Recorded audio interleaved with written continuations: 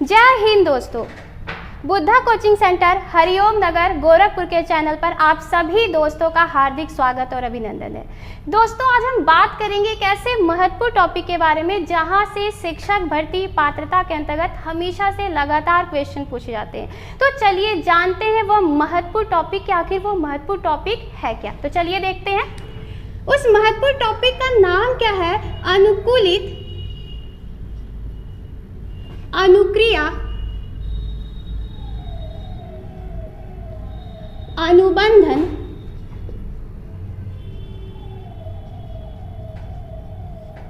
का सिद्धांत। जी हाँ दोस्तों, वह महत्वपूर्ण टॉपिक आपका है अनुकूलित अनुक्रिया अनुबंधन का सिद्धांत। तो पहले सबसे पहले इसके इंग्लिश नाम को जान लेते हैं क्योंकि ये आगे बहुत ही काम आने वाला है। तो इंग्लिश नाम क्या है इसका? Conditioning response bond theory. ठीक, लेकिन इस सिद्धांत को जानने से पहले जानते हैं एक बहुत ही इंटरेस्टिंग सी बात।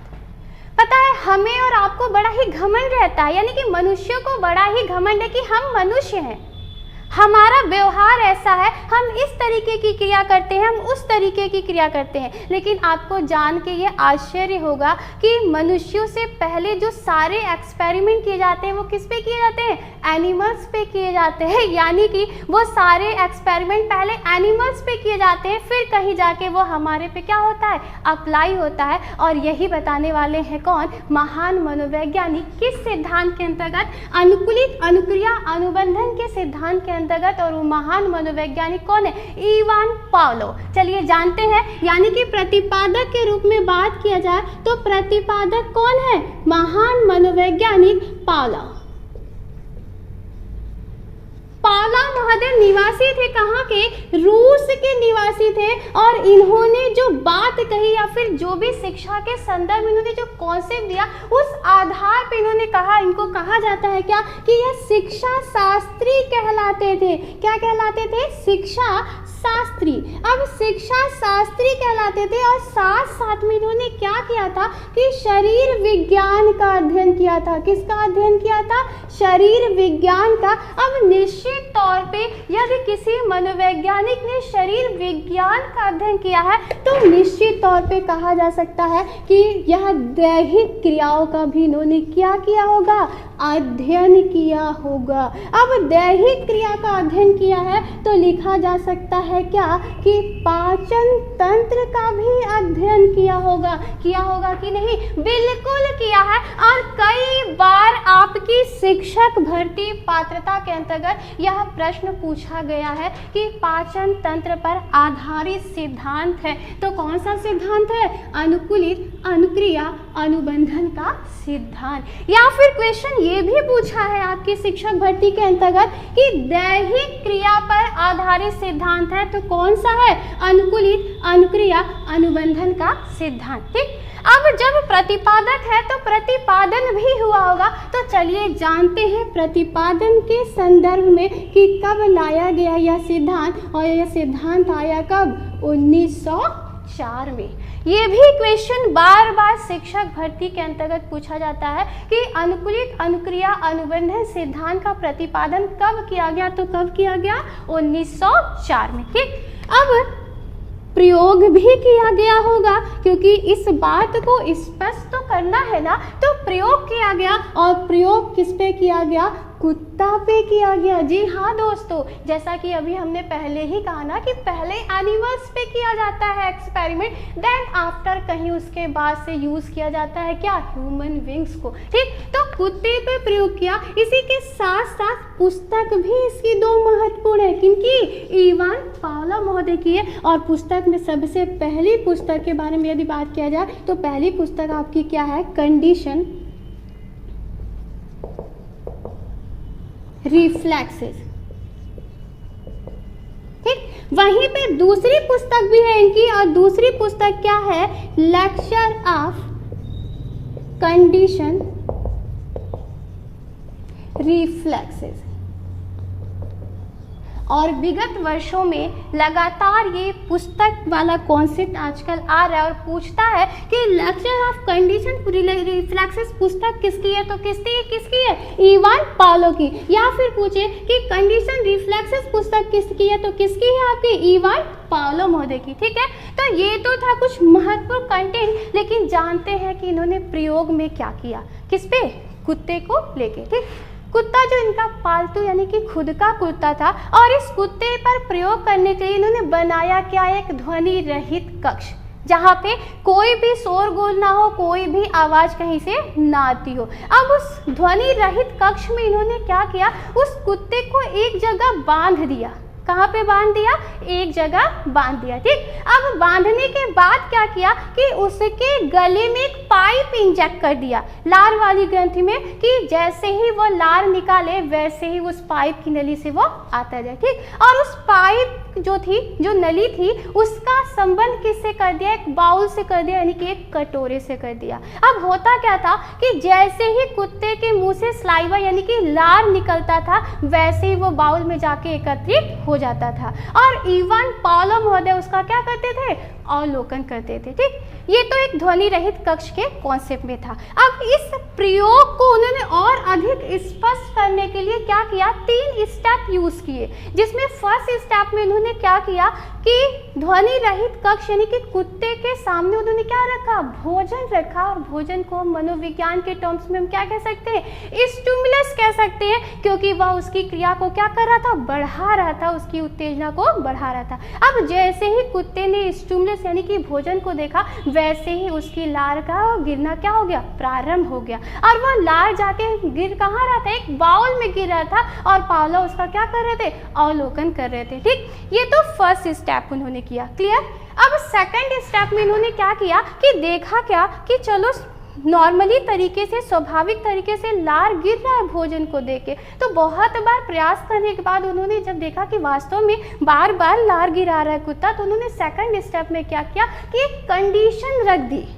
ठीक, अब कंडीशन रखने के बाद मतलब क्या, अनुकूलित कर दिया। अब कंडीशन रखने के बाद उन्होंने क्या किया, भोजन को उसके साथ जोड़ा, और कंडीशन के रूप में लिया क्या, घंटी लिया। जी हाँ दोस्तों, टन टन टन वाली घंटी, और घंटी लिया, और घंटी जैसे बजती थी टन टन टन, वैसे ही तुरंत रिप्रेजेंट करते थे किसको, भोजन को। और इवान पावलो ने देखा क्या कि घंटी के साथ भोजन मिलने पे भी कुत्ते के मुंह से क्या निकल रहा था, लार यानी कि स्लाइवा निकल रहा था। ठीक, सेकंड स्टेप में भी उन्होंने क्या किया, उस स्लाइवा का अवलोकन किया। ठीक, अब जब ये प्रक्रिया कई बार उन्होंने दोहराई, तो उनके दिमाग में फिर से एक बात आई क्यों ना तीसरे स्टेप में एक एटमॉस्फेयर क्रिएशन के साथ देखा जाए कि आखिर होता क्या है, और वो एटमॉस्फेयर क्रिएशन था क्या, घंटी था। जी हाँ दोस्तों, अब लास्ट स्टेप में उन्होंने क्या किया, सिर्फ घंटी बजाई यानी कि टन।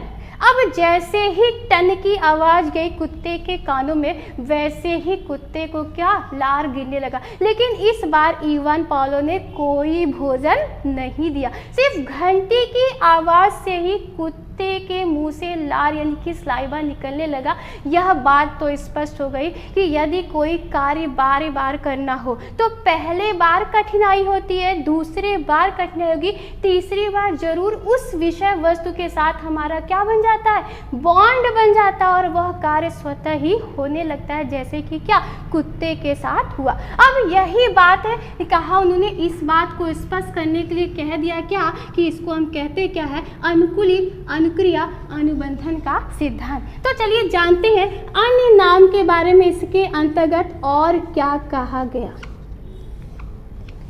अगर अनुकूलित अनुक्रिया अनुबंधन के सिद्धांत को हम इंग्लिश में कहते क्या है, कंडीशनिंग रिस्पांस बॉन्ड थ्योरी, और इसी को हम शॉर्ट फॉर्म में लिख दे क्या, CR थ्योरी। तो बड़ी ही आसानी से सबको याद हो जाएगा कि CR थ्योरी के प्रतिपादक कौन है, तो कौन है, इवान पावलो महोदय। या फिर CR थ्योरी आधारित है तो किस पे आधारित है, अनुकूलित अनुक्रिया अनुबंधन के सिद्धांत पे आधारित है। ठीक, अब चूंकि अगर एक्सपेरिमेंट याद हो इवान पावलो का, तो उन्होंने क्या किया था, उस अनुकूलन के साथ क्या कर दिया था, प्रत्यावर्तन कर दिया था। और यही बात कहा गया इस सिद्धांत के अन्य नाम के अंतर्गत, यानी कि अनुकूलित प्रत्यावर्तन का सिद्धांत। ठीक, एक चीज और आप देखें कि यदि कुत्ते के सामने ये भोजन ना रखा जाए तो क्या लार आएगा? नहीं आएगा ना। तो इस वजह से कहा गया कि यह जो सिद्धांत है वो स्टिमुलस पर आधारित है, यानी कि कहा गया कि एक कैसा सिद्धांत है, एस टाइप थियरी है। कई बार पूछा हुआ आपके एग्जामिनेशन में कि एस टाइप थियरी के प्रतिपादक है, तो प्रतिपादक कौन है?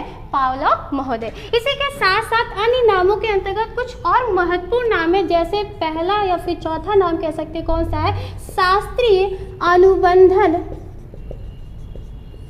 का सिद्धांत। ठीक, वहीं पे अगर अन्य नाम के अंतर्गत और नाम देखें हम लोग, तो पांचवा नाम हमें मिलता क्या है कि परंपरागत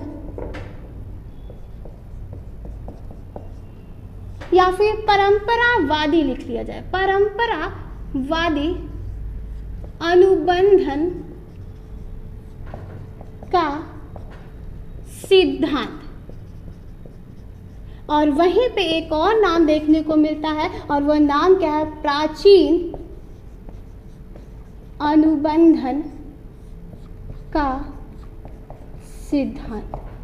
यानी कि ये कुछ महत्वपूर्ण नाम है इस सिद्धांत के अंतर्गत, जैसा पहला क्या नाम? सीआर थियरी, वहीं पे दूसरा क्या? अनुकूलित प्रत्यावर्तन का सिद्धांत, वहीं पे तीसरा क्या? एस टाइप थियरी, चौथा शास्त्रीय अनुबंधन का सिद्धांत। और यह तो बार बार आपके शिक्षक भर्ती के अंतर्गत पूछता है कि शास्त्रीय अनुबंधन सिद्धांत का प्रतिपादन कौन है? प्रतिपादक कौन है? तो कौन है?